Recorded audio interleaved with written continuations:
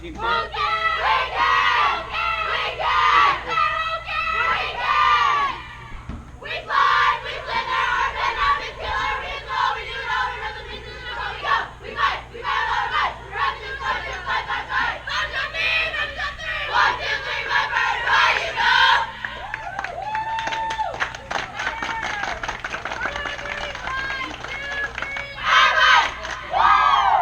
Good morning, everyone, to the Softball National Championships in Redding, California. It's a little ways from the Oregon border here in Northern California. We have the Oakland Vipers, who are today's away team, and the home team, the All-Stars from Irvine, California. We began with 40 teams this tournament from all over, and we're down to 5. This is an elimination game. Early Sunday morning, the loser goes home, join the other 35 teams, 34 teams, and the winner advances to the Final Four.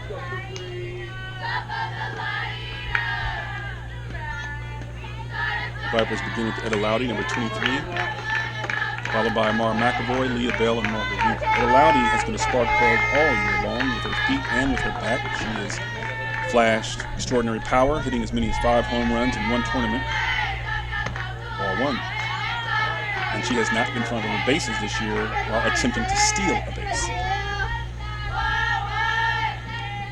She competed in the speed competition, ball 2, along with her teammate Leah Bell, and did quite well.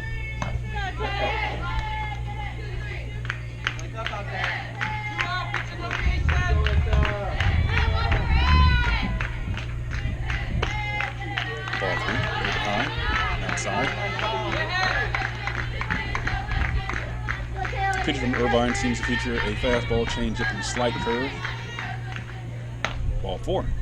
Lowdy draws a 4-pitch walk to start the game off. Good things could be in the offing for the Vipers offense.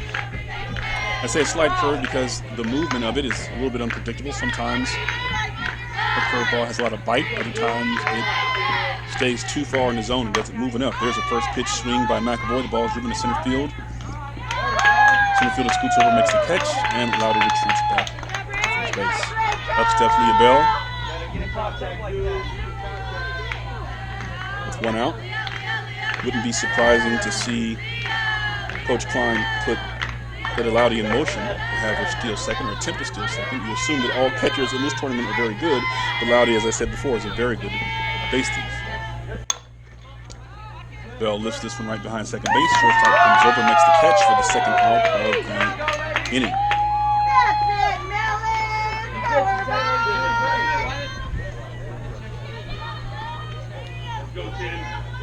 Number 10, Margaret Weaver steps up, cleanup hitter.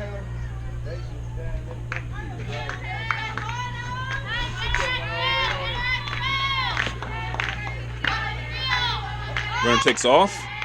Nice throw down to second base. Safe!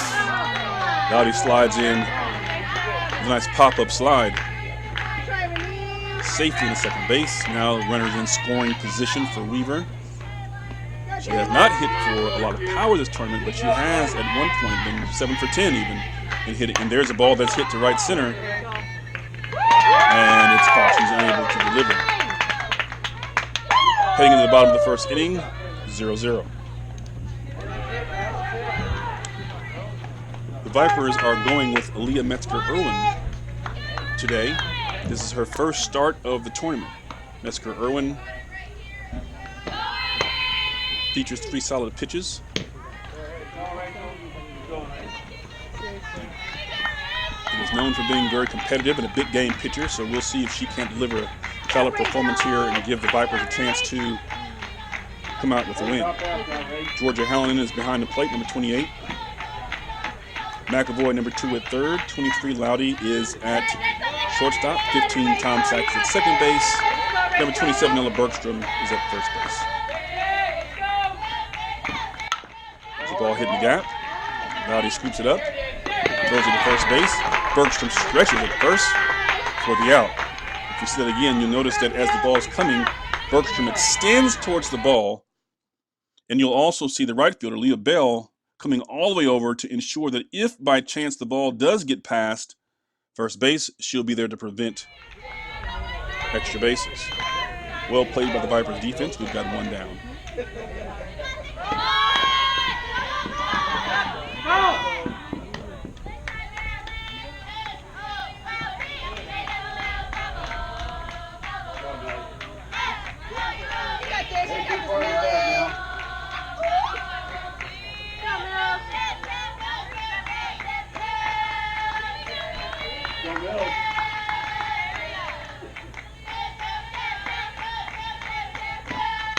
There's the ball hit foul. Batter's down 0-2. In left field, you have Aaliyah Bowers, number 41. Center field, number 10, Margaret Weaver. And right field, as you saw before, number 6, Leah Bell.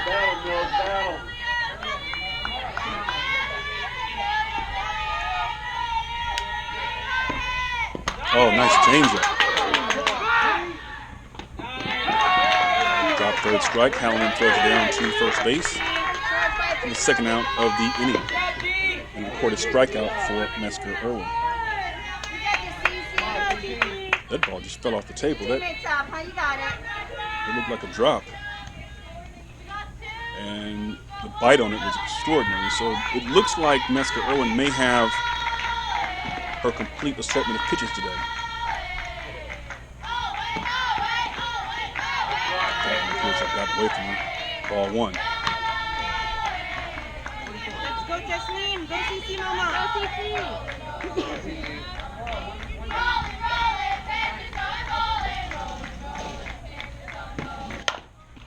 Ball's left into the bat to second base. Tomsek scoops it up, clean throws to first base. And the runner's out. 1-2-3 inning for Mesker Irwin, and after one complete, we have 0-0.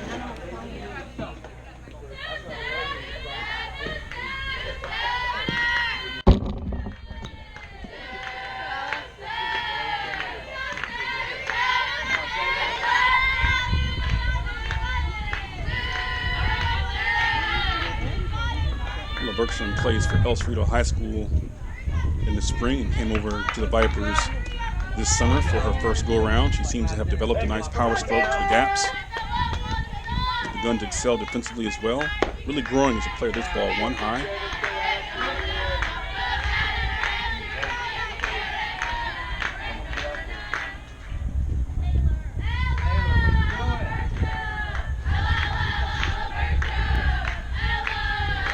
Seems to be some challenge with the pitching rubber. The coach and the umpire go out to check.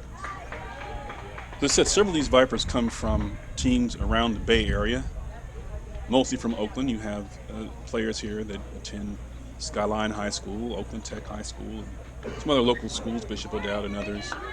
But they also have a couple of students, young players and athletes from El Cerrito High School, and also students who reside in Alameda. There's one in Alameda. So they're pretty diverse, but two in Alameda. There's a pretty diverse group here. At this level, you will have teams that are constructed from the local area, more of an all-star team, and they put them together just like Irvine, and then compete in tournaments locally. And if they do well enough, then they are eligible to participate in tournaments like this. 2 balls, 1 strike for Ella. Gets the sign from Coach Klein, digs back in.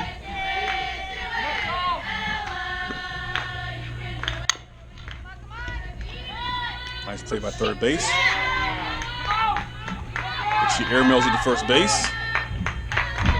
And because the right fielder was not there in time, Bergstrom was able to leg out second base. Good hustle by 27. It's a nice scoop of the ball at third base, but on the throw, seemed to get away from it a little bit. So here the Vipers are, with a runner on second base, nobody out to start the game at the second inning. And up steps hot-hitting Cecilia Tomsak, number 15, who's also had an excellent tournament. Flashing power to the gaps, as well as consistently getting base hits. She's been moved up to the number 6 spot in the order. There's a ball that's hit foul, but out of play. There's a big spot here. You've got 3 chances to get a run on the board. The way Mesker Irwin is pitching, she may only need 1 or 2 runs today.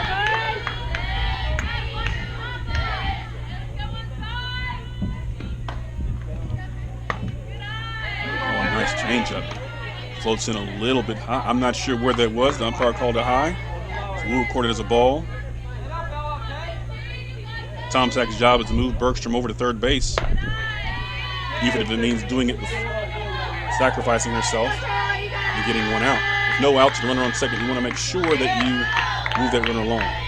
The walk will be fine too. 3 balls and 1 count. Here's the pitch. Line inside, down to first base go Tomczak. So here we really do have something cooking here for the Vipers. Second inning. Runners on second and first. Up steps 28, Georgia Howland. She's caught every game this tournament. She squares a bunt, but it's popped up. Oh, there's a diving catch by the catcher. Wow. What a play. A diving catch by number 10, who's widely regarded as Irvine's top player, or their top athlete. You want water? What a big play. Big play. Umpires, coaches are asking her if she's all right. Usually umpires in this situation will stall a little bit, delay, sweep off the plate, give her some time to recover. That's exactly what they're doing. Runners on first and second, nobody out. To get that play on a foul ball without the runners being able to advance, absolutely huge. What a gamer. If you want to make it to the Final Four, you're going to need plays like that on defense at some point.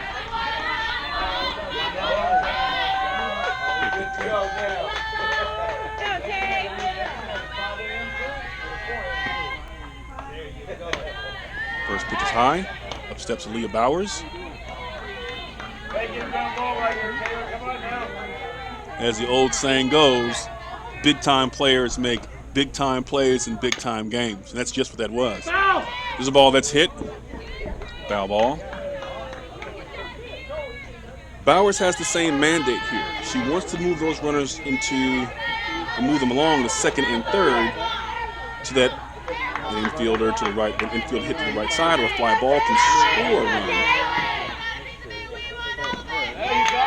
Swing and miss. Strike 2. Of course, the Vipers will also take a hit, which 41 is more than capable of. She's already notched a hit in this tournament to drive in a run.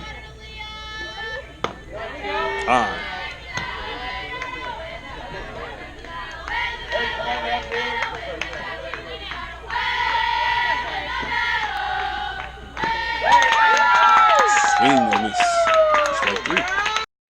Big strikeout. Up steps number 30, Marianne Tanner. With 2 down and 2 on.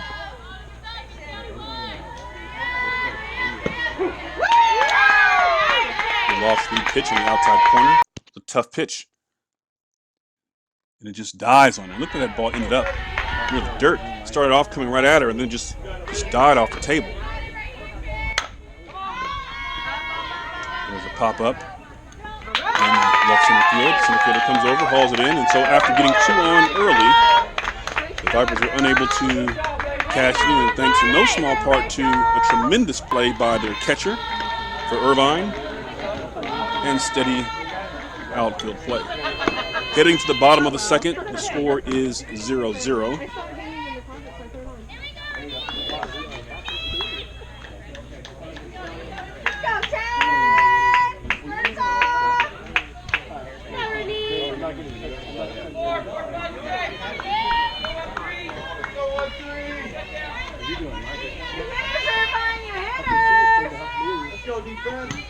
Number 10 is the catcher who made that fabulous play.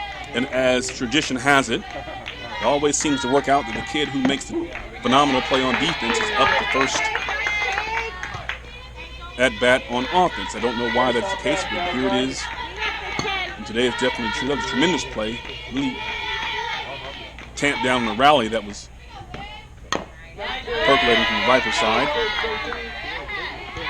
And she's quickly down 0-2. Again, one of the top athletes in this tournament. Rocket arm behind the plate. very solid hitter. Vipers going to be very careful with her here.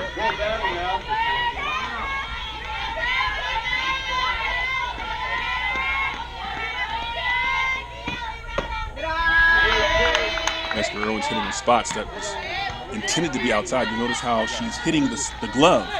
Wherever Hallinan puts it, she tends to throw it right there. 1 ball, 2 strike.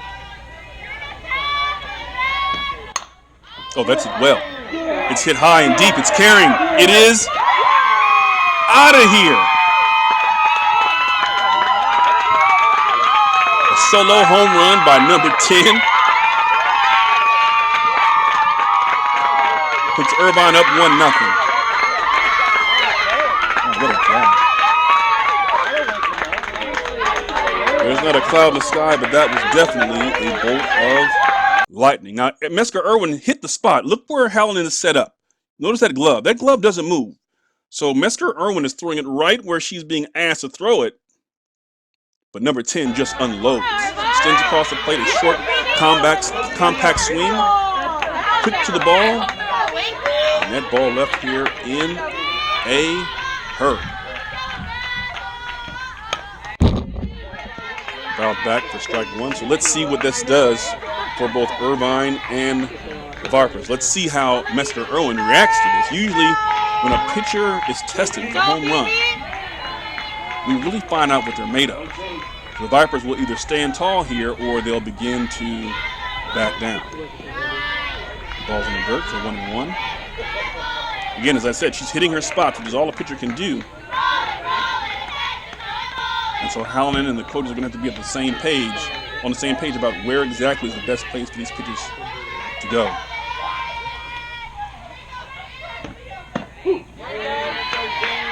Right in the glove. 1 ball, 2 strikes. What a nice pitch. She's got a live fastball today. I think Mesker Irwin, that home run, knowing Mesker Irwin as we do, that may just be the thing to get her competitive juices going even further. She's hitting the glove, hitting her spots, got a live fastball, pretty movement on her on her curves, and her change is working. So runs may be at a premium today. Let's see how Mesker Irwin fights through this. On third base line.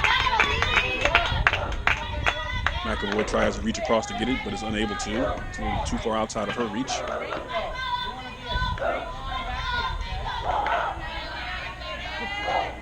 Go now.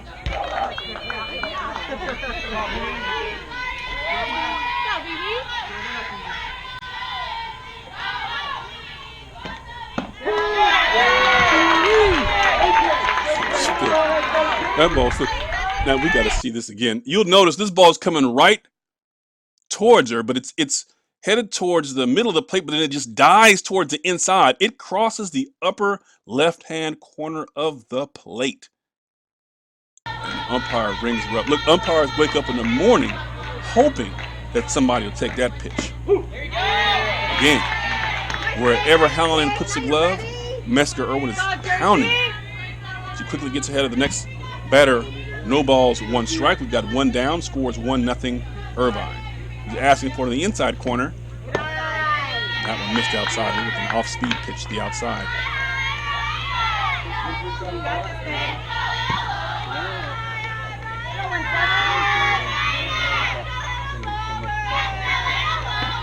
There it is. I think that home run may have just made Mesker Irwin kick it into high gear.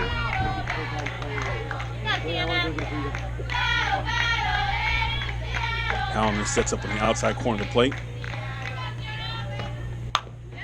Perfect placement. It's called foul. Now that looked, I have to take a look at that again. That looked, let's see.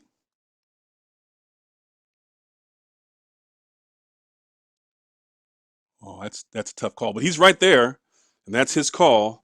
Listen, umpires are human too. They make mistakes. It was a tough call against the Vipers there. McAvoy did make the play, throwing it over to first base. So now Mesker Irwin sits her down on the next pitch, hits the glove.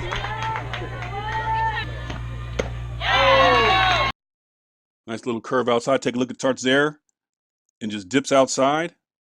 You can see the little curve action there like a candy cane. She reaches for it, but it's unable to get it across the plate. 2 down. And she tries a curve. This one's a little bit too low. She's got some nice bite on her curveball today. You see it starts there towards the middle of the plate, and by the end of it, it's all the way over in the batter's box. So she has some live action on that ball today. Foul off 1-1. Sometimes pitchers just don't have it. And then there are days like today when it seems like they're throwing a wiffle ball up there.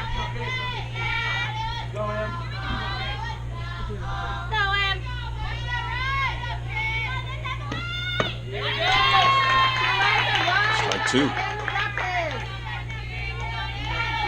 Did she turn a ball since the home run?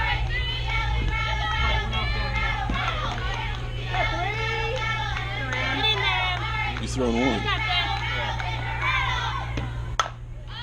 The ball that's popped up to right field. Bell comes over and makes the catch. They'll throw it out of the inning. Irvine does get one on the solo home run by number 10, and they're up 1-0.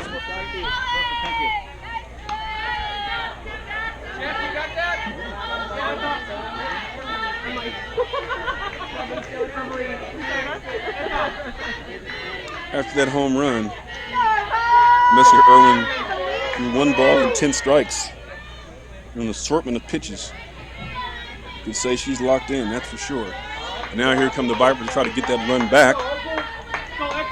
Up steps Etzalowdy. Squares the bunt, pulls it back, ball 1.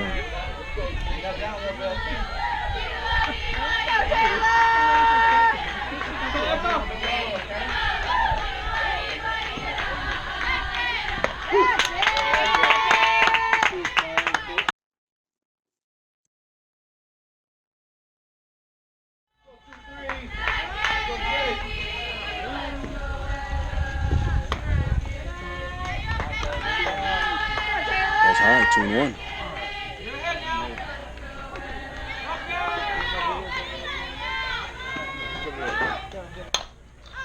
Ball's popped up. Oh, the catcher twists back. There's number 10 again. There isn't a lot of wind here, but for whatever reason, it seemed to carry backwards toward the field of play. She was able to move her body in position to catch the ball. 1 down.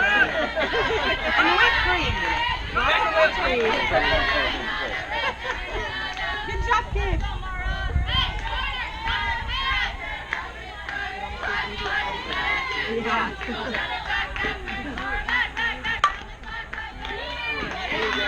McElroy hits the ball at the middle. A clean single. And the Vipers have their first hit of the day. They've had a couple of balks and an error on third baseman allowed Bergstrom to get to first base. That's their first hit of the day.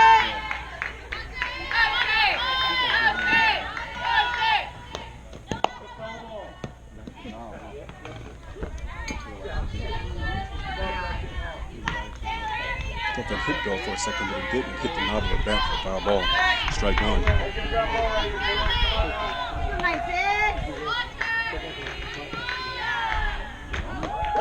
Off-speed pitch, Bell's out front. It's also in the corner. Those off-speed pitches with good location are very tough to manage. It's a great stop by number 10. That's a nice play. That ball's coming in the dirt. It's all the way over in the batter's box.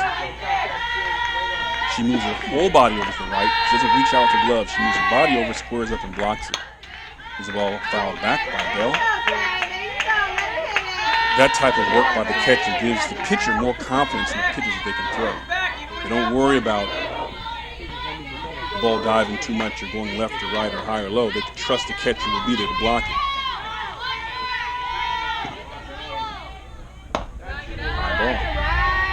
Again, she's very quick back there. Most pitchers will tell you that'll add a mile an hour or 2 to their pitches because they're just able to pitch with greater confidence. Swing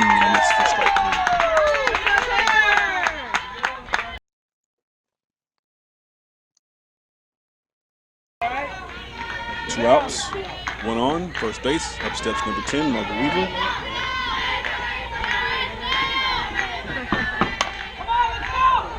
Lines to the right field. Goes right to the right fielder. The third out of the inning. Coach Klein yelled out, "Come on, let's go." We thought that was in a gap somewhere, but it was hit right to the fielder. And so we now go to the bottom of the third inning.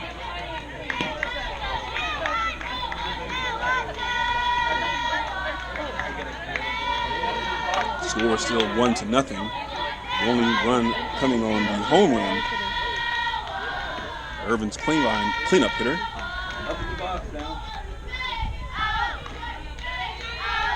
Hey, top out, but I'm gonna go now.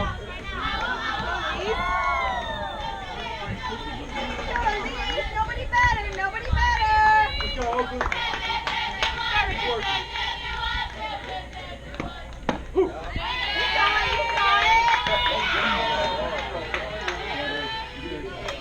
In case you're wondering, we're at the number 8th spot in the order. And so Irvine would have to have a pretty significant rally to get number 10 back up to bat. As the ball hit the center field, it's caught by Margaret Weaver for the first out of the inning. Up steps number 11.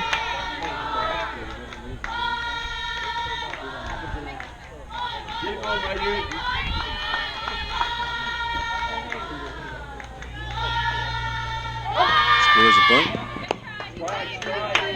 It's tough to bunt when you've got that kind of movement on a pitch. I mean, you see when Mesker Irwin, she's right there, squared up to it, but as the ball approaches the plate, she has to reach all the way down by her ankles to bunt that ball because the movement on the pitch is tough to bunt a curveball.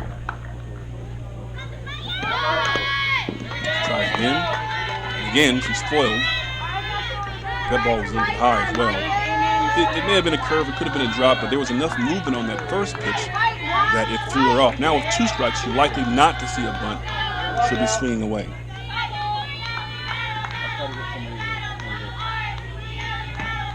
The ball that's popped up, foul.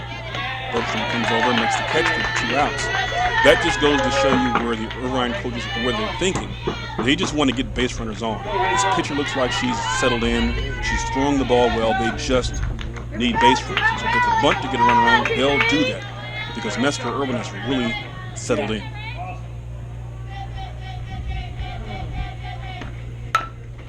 Here's the ball that's hit. Ed Allowdy scoops it up over the first base. Just gets her at first base. So quick 1-2-3 inning. Now we're heading to the 4th inning with the score still 1-0. Irvine.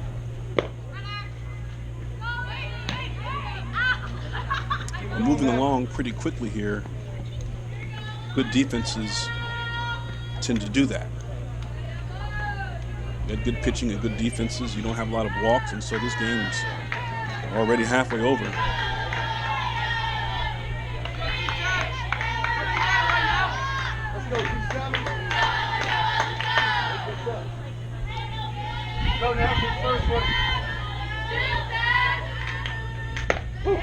Nice changeup. Floats in on the outside corner for a strike. She's got a lot of confidence to that changeup first pitch.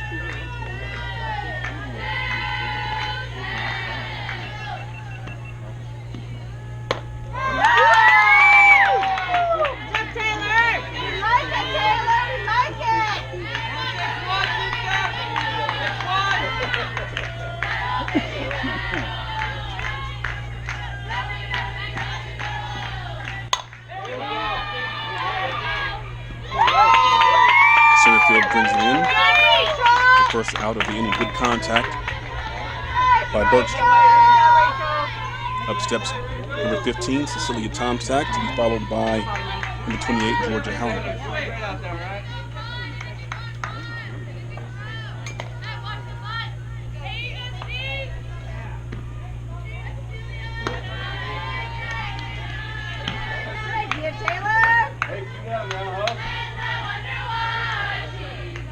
Last time up, Tomsack walked. is unable to come around. She's ahead again, 2-0. And so has a hitter's count here. Let's see what she does here.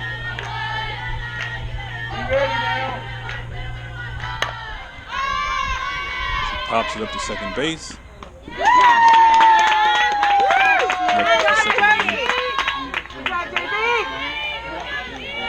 Down now, Taylor. Keep rolling.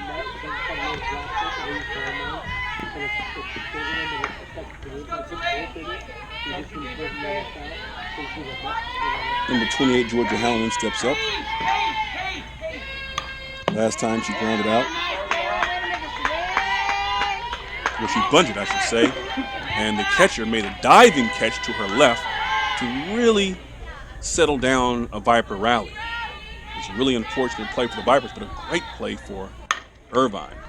This time she doesn't bunt. She squares up to hit, swings, and knocks it to the shortstop, who throws it to first base. And the first basewoman makes a nice stretch for the third out of the inning.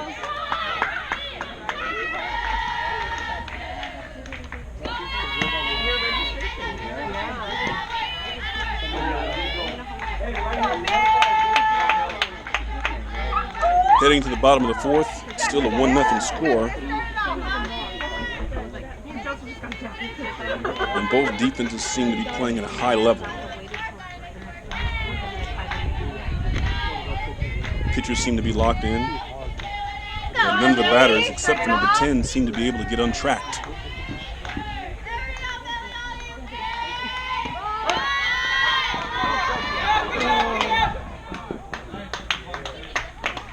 Great play by Bergstrom. Seems like a small thing, but it really was a good play.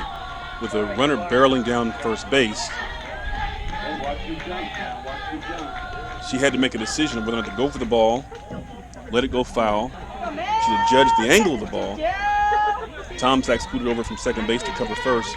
Bergstrom let it go, threw her hands up, and it rolled foul. Great decision by 27. It's an off-speed pitch that's a little bit high. Released it a little bit too late. 1-1.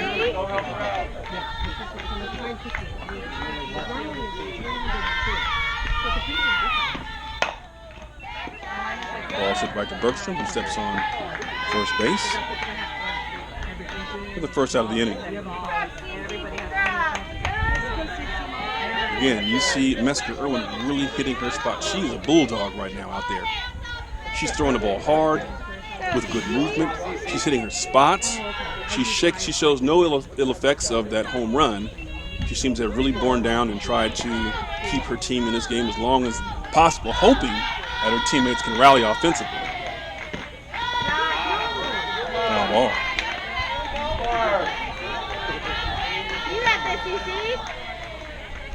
Try, take it off. I got it.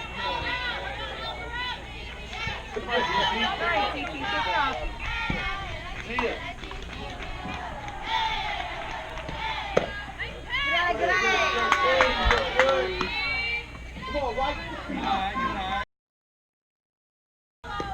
Don't chase. That pitch starts right at you and just twists to the right.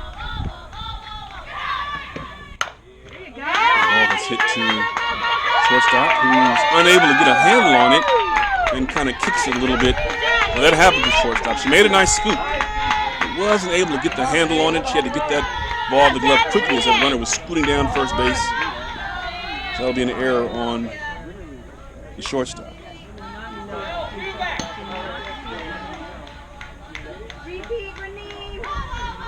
That's 17 strikes and now 3 balls since that home run.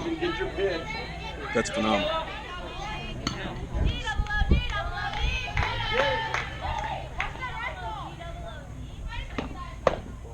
A little bit high.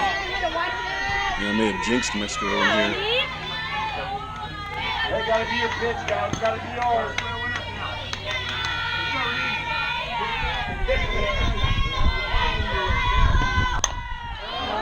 Ball is fouled. Oh no, it's in fair play. It allowed he drifts underneath it. Now the second out of the inning. Now that was number 10. So number 10, who hit a home run earlier, popped out to shortstop in this inning. We'll see what number 2 does. There's a ball hit deep to center field. It's over the center fielder's head. She's running backwards. It bounces off the AstroTurf over the fence. She throws her hands up. It's a ground rule double.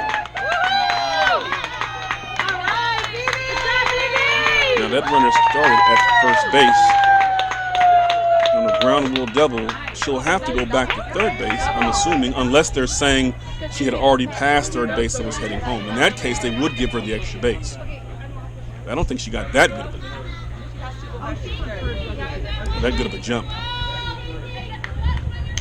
CC, go back to third, quickly. Yeah, they're making her go back to third base. So now you've got runners at second and third with 2 outs. This is crunch time, folks. So the way the Irvine pitcher is going, the Vipers can't afford to give up any more runs here.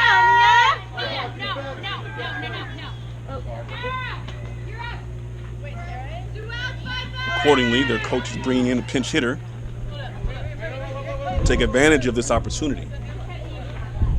She pulls her regular batter out of the lineup, consults with the umpire, lets him know about the change, who will then come to the away scorekeeper and let them know about the change. With runners at second and third, with 2 outs, the way Mesker Irwin is pitching, they want to get something going right here. So whoever their big pinch hitter is, we would assume they'd see her right here. Whoever the coach has confidence in. And up steps number 44.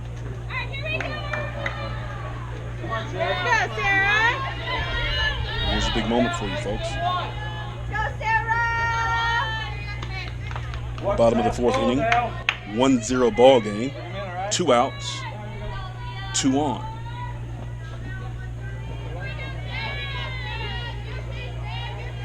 Hallinan sets up outside. Pitch is outside with a little 2 outside. 1 ball, no strikes. Again, she sets up outside.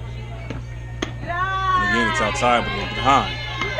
So 2-0, with her not hitting that spot right now, the coach have to make a decision. Do they adjust the spot, or do they stick with it? Again, they're sticking with it. And she hits it. But it's ball, 3-0. Knowing this is a good hitter, do you give in right here? Do you float it over the middle? You make her earn it, or do you? That's a nice strike. Threw it across the inside. It slid across the inside part of the plate. 3-1. Do you give in to? I think we just answered the question. They're not giving in. You're going to make her earn it.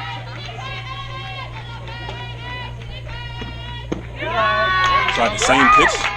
That time didn't quite catch enough for the plate. And you got your bases loaded. Up comes the 7th batter in their lineup. And it looks like they're going to the bench again. They're really trying to take advantage of this opportunity. And you can't blame them. In a tight game like this, elimination game with a 1-0 lead, even 1 run here would be huge for Irvine. Coach Ruby Sultanen comes out and talks to Mesker Irwin. Pinch hitter comes up, number 51. The umpire checks with the visiting scorekeeper. And away we go. Hold on to your seats, folks. There's a ball in play. Oh, nice scoop by Loudy. Throws to first base. What a play. What a play.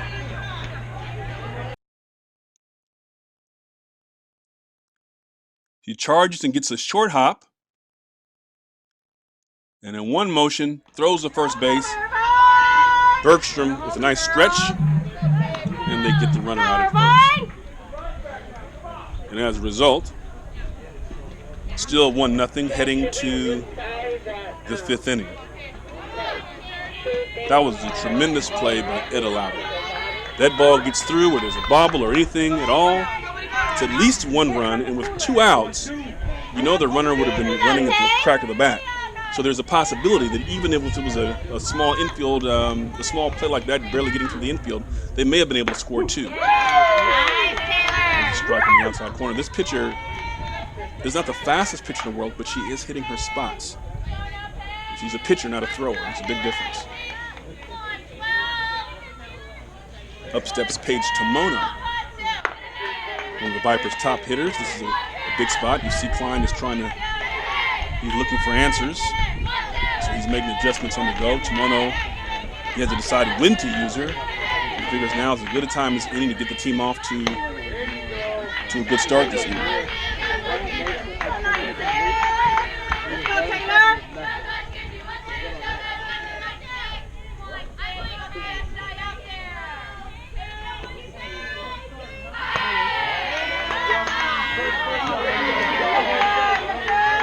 Inside, 3-1 to Paige. Paige got a very discerning eye up there. That was a very close pitch, but she took it. Let's see what happens here. 3 balls, 1 strike. Right over the middle. Nice pitch. Full count.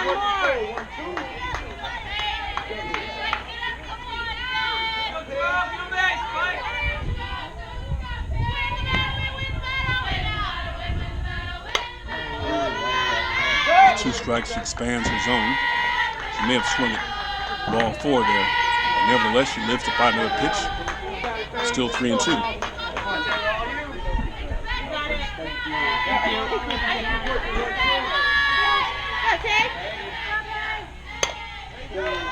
Pops the ball to the infield. The third baseman. For the first out of the inning.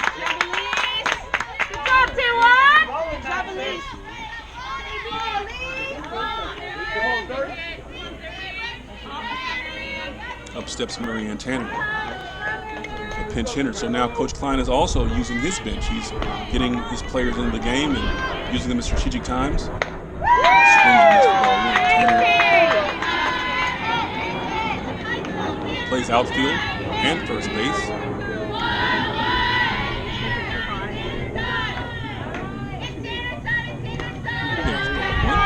One ball, 1 count. Got a good stick, and so really wants to get something going and bring her in the big moment, seeing if she can come through and get a rally started. 1 down. She looks like she thought about squaring the bunt, but she pulled it back very quickly. I'm not sure if the Irvine defense saw that. Ball was high for ball 2. Let's see if she squares again. Does, but pulls it back again. This time Irvine was ready. So she kind of tipped her hand a little bit. She was thinking about bunting, and now the infielders know what's on her mind. 3 balls and 1 strike. The pitcher does not want to walk her, so you would expect a good pitch here, and with a green light, Tanner may be able to drive the ball. She squares again, pops it up, but it's in a perfect spot. She beats it out to first base. There's a base hit for Marianne Tanner. Even with the infield expecting it, she was able to get it in a spot where she could use her speed to scoot down to first base. And now back up to the top of the lineup.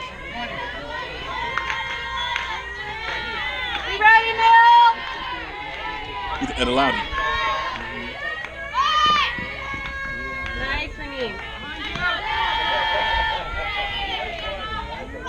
Coach Klein is looking to get fielders moving and create a little bit of payoff. Maybe have Edda squaring up the bunt. Have Marianne fake the steal to second. You're just trying to get the defense for the Irvine All-Stars a little bit off kilter, open up some holes. You see shortstop open way up as that shortstop went over to cover second base. That opens up a tremendous opportunity for the batter.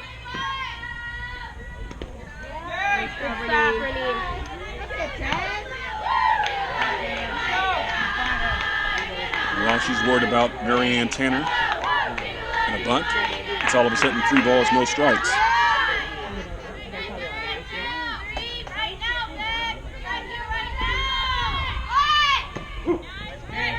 Pulls the bunt back. Flips in for strike 1. One swing of McAvoy's I'm sorry, of Loudy's bat. And the Vipers could actually take the lead here. There's plenty of power for number 23. There's a ball that's high. Again, it's her second walk of the day. She jogs down to first base. We've got runners at first and second with only one out. A harder lineup's coming up. Amara McAvoy, who's already had a single today.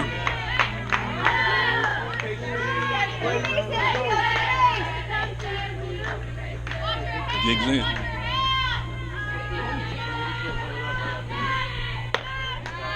One high. Looks like all of a sudden the pitcher is struggling to find the strike zone.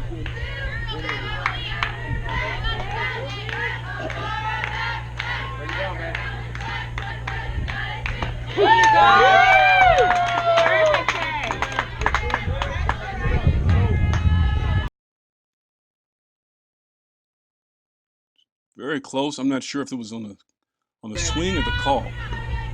Either way, the strike. There's a ball put in play to the right side.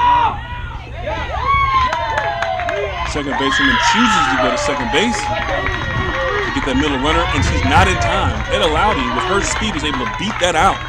What a huge play by 23. Now you've got the bases loaded. One out. Leah Bell up to bat. Bell has the most speed on the team and also has the most power on the team. Klein is thinking, I'm going to at least get one run out of this. She just puts it in play. They're not going to double her up. She's got to get it on the ground, verbally to the right side, or even a deep line drive or pop fly. And Irvine's making a change right here. They recognize the moment too. So with the bases loaded and one out, they're switching pitchers with a 1-0 lead. They're going to their bullpen.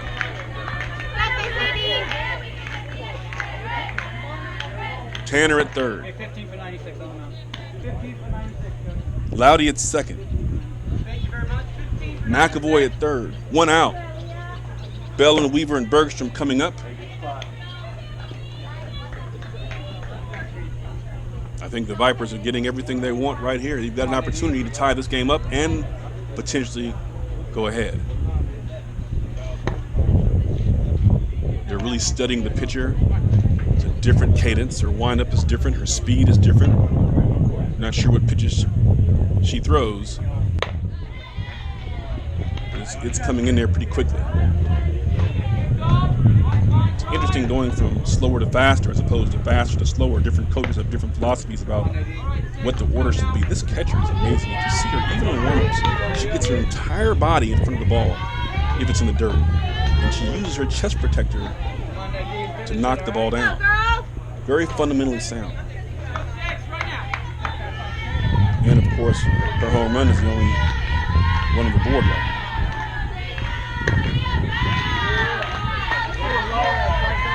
Ball one.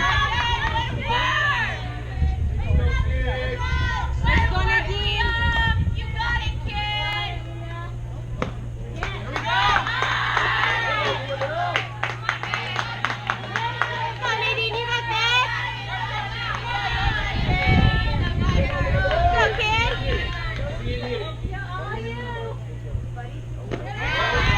Ball three, 3-0. So bases loaded, one out, 3 balls, no strikes. Get ready, defense.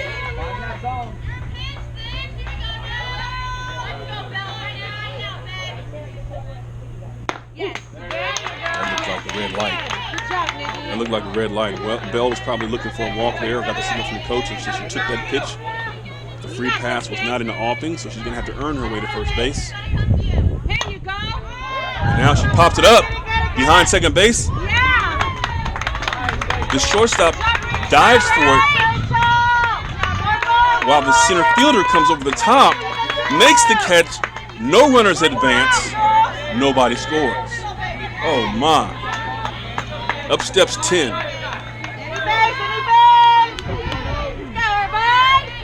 Bases loaded.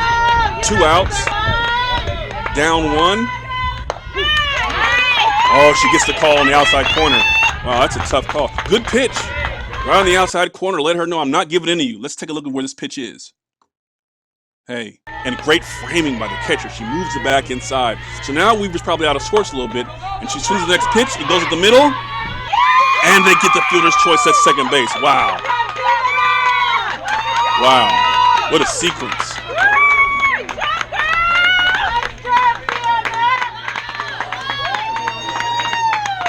What a sequence. Irvine holds on. They're still up 1-0, heading to the bottom of the fifth. After a dominating performance by Mesker Irwin, she had the one fateful pitch. She hit her spots, and she mowed through this Irvine lineup like a hot knife through butter. Coach Klein is deciding that he's seen enough for today. He wants to bring in his closer, Izzy Epstein. She comes in throwing darts already. 1 ball, no strikes. She pitches for Piedmont High School. Made an all-league team as a freshman. She also hit the spot on the outside corner. And that looks very familiar to what happened to Weaver. That pitch was right on the outside corner, but did not get the call. 0-2.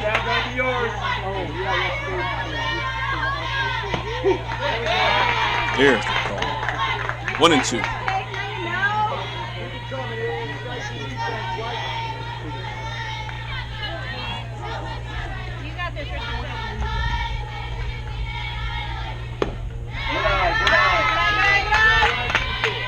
Three balls, 1 strike. You can tell that Epstein is coming in throwing a little harder. But the control is not quite there just yet. She has to settle in. And there's ball 4. Irvine starts off with a leadoff walk. Up steps number 11.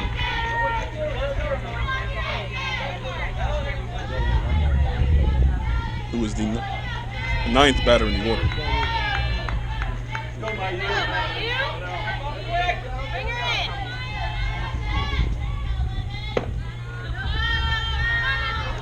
Ball's high. Allen scores to first base.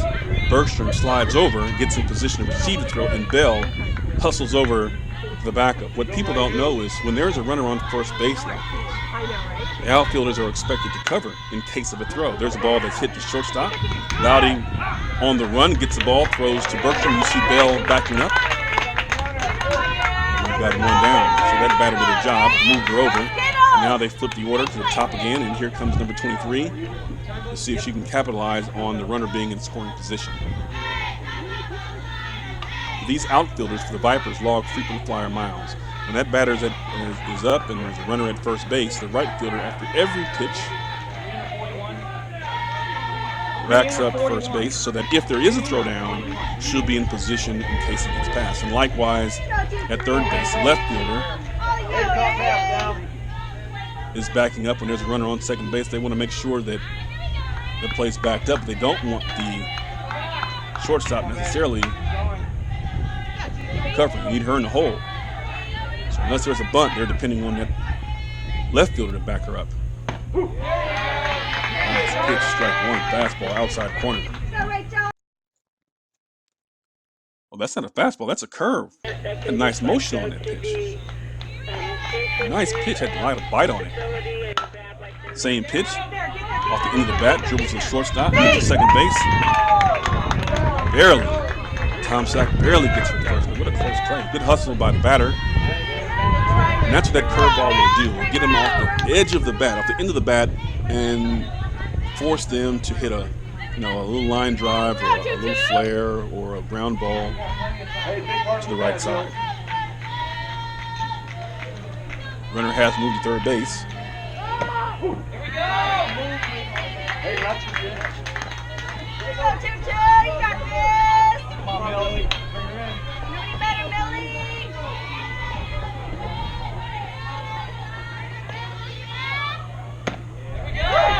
Here we go. Curve is biting. Epstein's curve is working well today. Let's take a look and see where it starts off. It's coming right at her. So right there, it looks like it's coming over the middle of the plate, and then she swings nothing air. 2 strikes. foul ball. That's the curve working again. You see when the batters are fouling it off like that, off the edge of the bat, you know that there's movement in that pitch side to side. He has to be careful here not to get too much of the plate. Ball is low. Good block by Hallinan.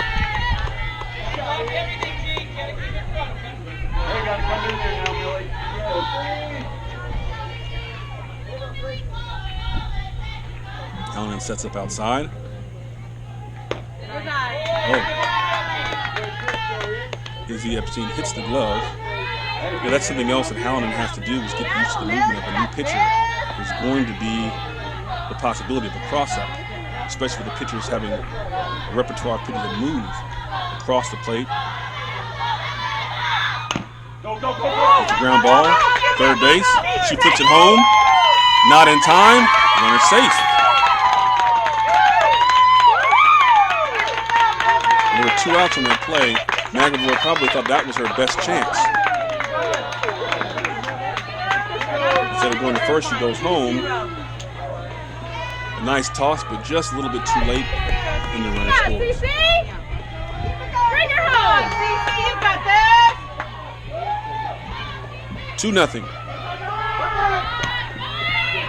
Runner takes off. Ball good passer, but there's Weaver there to prevent anything worse from happening. There's timeout as both the runner and the fielder landed awkwardly there. The runner slid in. I think she may have hit Edelaudi's shoulder, so the coaches are coming out to check on the players now. Well, it's out of the way now. Good. That's the main thing right there. You know, they all get hurt. They figure out a way to get hurt. Drive her in now, CC. Come on now. CC, you got this! Top half now.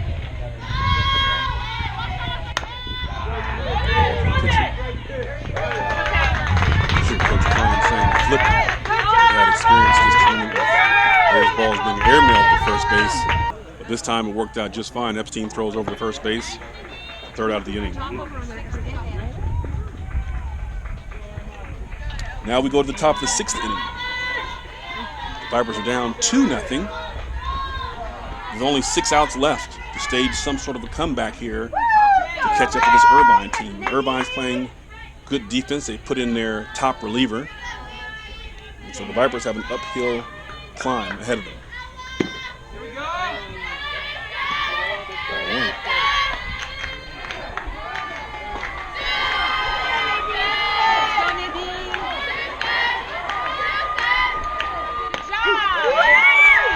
Strike on the outside corner.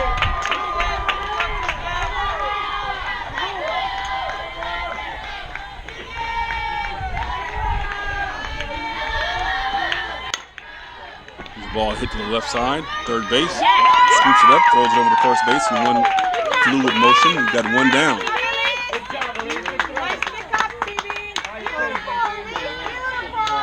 The Vipers have 5 outs left. There's 1 out here in the top of the 6th inning. Up steps Cecilia Tomczak. She's had a couple of walks today.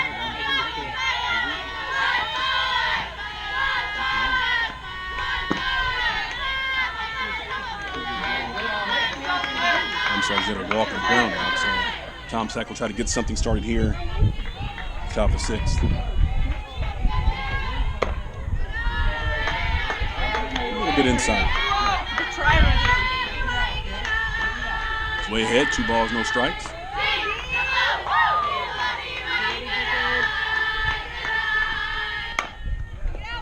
Down into the left side again. The baseman comes over, makes a nice fluid play. Gets it, throws it across the diamond for out number 2. 4 outs to go. Up steps number 28, Georgia Hallinan. Now Georgia, as a catcher, probably has a very good idea of this umpire strike zone. Looked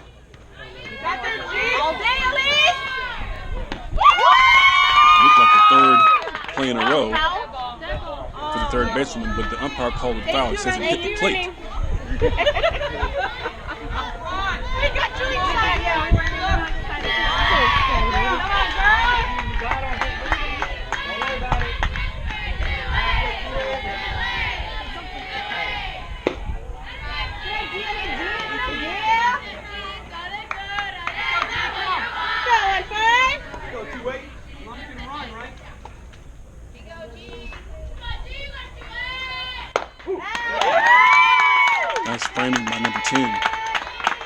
brought it back inside, not by moving her wrist in, but by curving the mitt forward towards the plate. Very nice framing. Foul ball, 2 strikes on her. Hallinan trying to battle and get on any way she can. After Hallinan, One more, Nadine, you got this. you'll have Timona. There's strike 3. Bottom of the 6th. Coming up, Irvine 2, Oakland Vipers 0.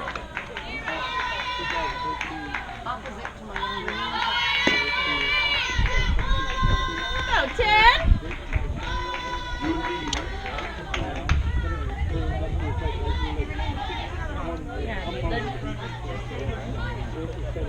Up steps big number 10. The home run she hit has stood up so far. They tacked on an additional run, but the Vipers have yet to scratch across the board. So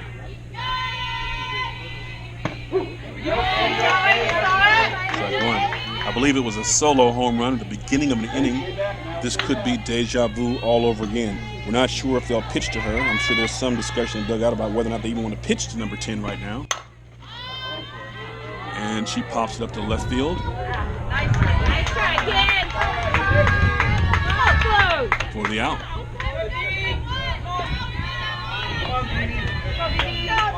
Go, baby. Nice catch by Leah Bowers. He's been rock steady in left field all season long. Great plays, covering the gaps, coming forward, even making diving catches to her left especially. Works well with Weaver in center. There's a ball that's hit short right field. Now usually that's a drop-in single, but they have Bell playing short. They have both their corners playing short. They want to prevent those bloops and dinks, and that's a perfect example right there. With this turf, anything that gets past you, it's going to roll the fence quickly, if not bounce over the line drive. So they're focused more on cutting things off that are hit just behind the outfield. Just behind the infield.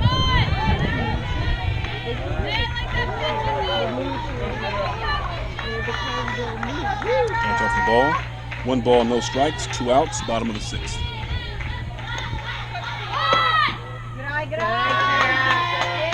Hallinan tries to frame it.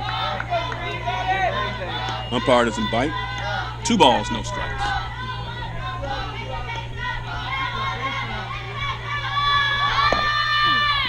Bunt attempt, unsuccessful. Strike 1. Epstein is also pitching well. She's really hitting her spots now, and the ball's really jumping out of her hand. Perfect example. Strike 2, both on the swing with a bunt attempt as well as a location. 2 and 2. You got this for 4.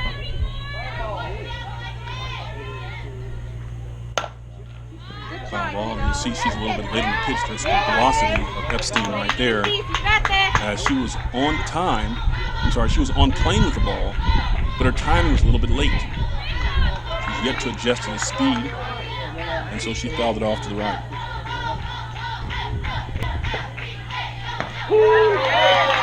Oh, ring her up. Woo. That was a beautiful pitch.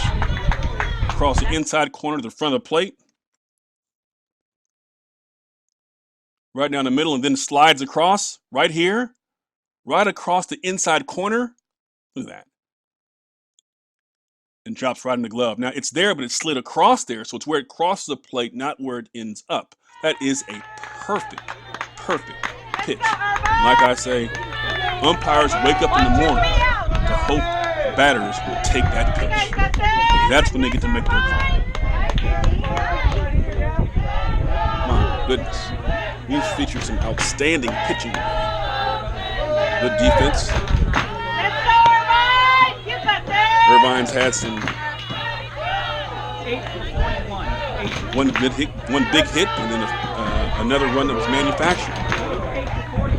Coach Klein goes back to his bench, and he calls on number 8, Mia Souza. Now, Mia Souza is normally their starting pitcher. She's pitched at least, I'd say, 4 or 5 games this weekend already. And so Mr. Irwin's taken the mound and done well, but Souza steps up to hit. And as a pitcher, she hasn't hit or run much. She loves to hit. She's good at it. And so in a big spot, maybe the biggest of the season, up steps number 8. 1 ball, no strike. And she's desperately trying to get on base as the Vipers are down 2-0. 1 ball, 1 strike.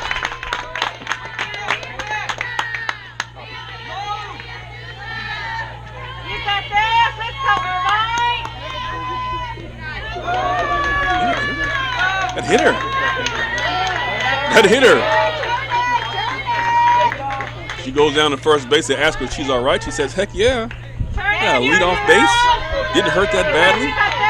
We're down 2-0. Up steps Marianne Tanner. See the sign there from Coach Klein.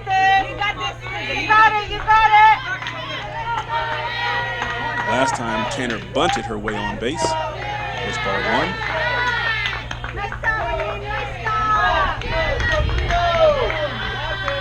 They're down 2. Home run here would tie the game. They need base runners. They need them badly. Runner takes off. Number 10 throws down. She's got her. Oh my. Oh my. I'm not sure what happened there. I don't see the tough play. Tough play. So now with 1 down, Irvine crowd can sense it now. They feel they got a chance. They're only 2 outs away. And they're looking at number 30 thinking if we can get past 30, we'll be in great shape. She had a hit last time. She's slotted number 9 in the order. The Vipers are very confident in Tanner. Oh, that's a tough call right there. Tough call.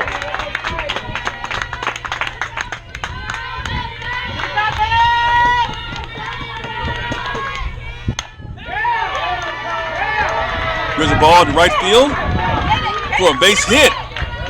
Wow. Number 30 delivers in the clutch. That's the hit they needed. Now they've got 1 on, 1 out. Their last at bat. They're down 2-0 in the 7th inning. And here's the top of the lineup. Any of these first 4 hitters has proven they can hit the ball out of the park.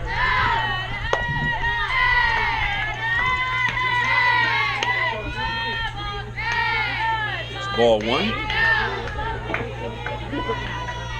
The Vipers are still thinking about that opportunity lost for that stolen base attempt. They make the right call. It's 2 balls. You know, they love to have runners at first and second right now, or maybe even when the ball hit the right field, that base runner could have gone to third. That's neither here nor there. That's in the past. They've got to scratch together this rally while they have a chance. 1 down. 2-0. 3-0. Now, Loudie's already walked a couple times today, so clearly she's got a good eye.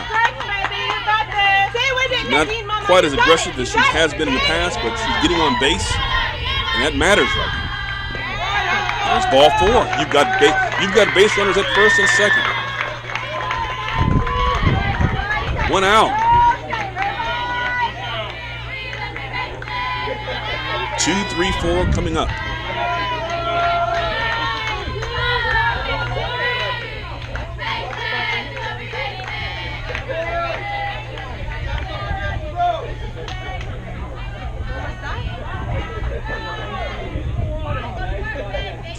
Shift here.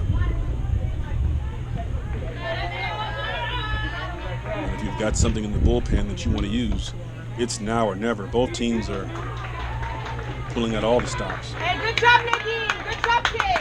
They're exchanging pitchers. 1 out in the 7th inning with 2 runners on, up 2. Maybe to give these Vipers hitters a different look. She'll either be significantly faster or significantly slower. They want to mix things up here as they get into the meat of this lineup.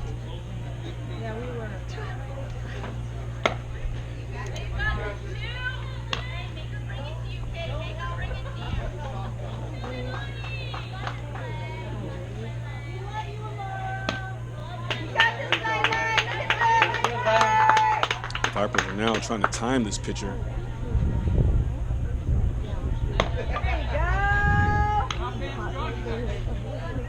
Similar, but a different release point.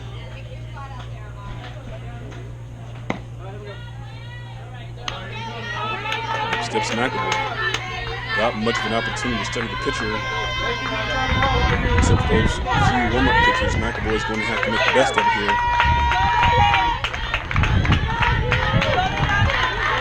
There's 1 out, 2 on, down 2.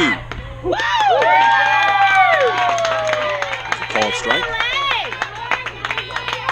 on the swing, I believe.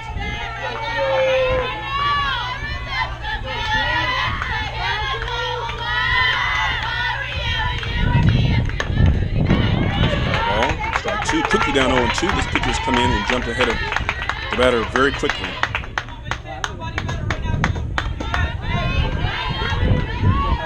Batter 0-2, she can basically throw her any pitch, but I'm sure she wants to be careful not to throw a ball away. So normally you might waste a pitch or see if she would chase one, throw it out of the strike zone, but now they do not want a wild pitch or pass ball. They don't want these runners to both be in scoring position. We're not worried about the runner at second base. The only one that matters is the runner at first. There's a ball that's popped up to the infield, caught by the pitcher for the second out of the inning. The Vipers are down to the last out. They got 2 outs. 2 on. 2-0. 7th inning. Bell at the plate. Number 3 hitter, number 4 hitter, Weaver on deck. And Bergstrom, who's been swinging a hot bat, number 5. Oh, there's a nice play by the catcher. Just what we talked about. At a critical moment to be able to move her body in front of the ball and keep it in front of her. It's huge. Keeps both those runners right where they are.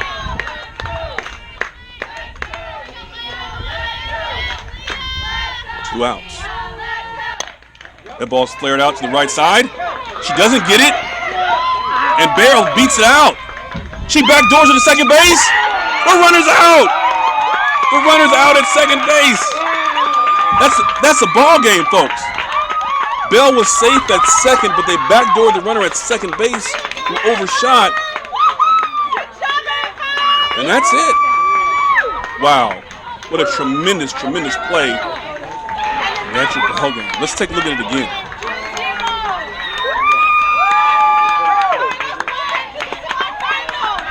So there you see the play developing, and he's waving him in, and then it puts his hand up, but Loudy's already past second base, so she's thinking score or get to third, and when she sees that, she tries to put the brakes on and she's halfway there. At that point, she tries to get back, the first baseman throws it over, and it's a nice throw, low and on the, oh, wow. Yep, she got her. What a great play by first base. What a great play. You know, that's just good softball right there. It's just good softball. I know that had to hurt. Great sportswomanship being shown by both teams. A tremendous game by both sides. And I'll tell you something else, too. If I can roll this back, I'm going to show you the play of the game right here. With all the good plays, the pitching, the hitting, the fielding today, the best play I've seen all day just happened when nobody was looking. Let's take a look at this. So after this play, she's devastated. And out steps 1-3. Mesker Irwin meets her teammate, puts her arm around her, says, I got you, lady, I got you. That's class. That's leadership right there. And so what we're trying to do, let's see this again. So while all the commotion is going on, up steps Mesker Irwin out of the dugout, past the coaches, past the on-deck batter, past everybody else. She jogs out to meet her teammate. Nobody's looking, but take a look at this. She goes to her, puts her arm around her, hugs her.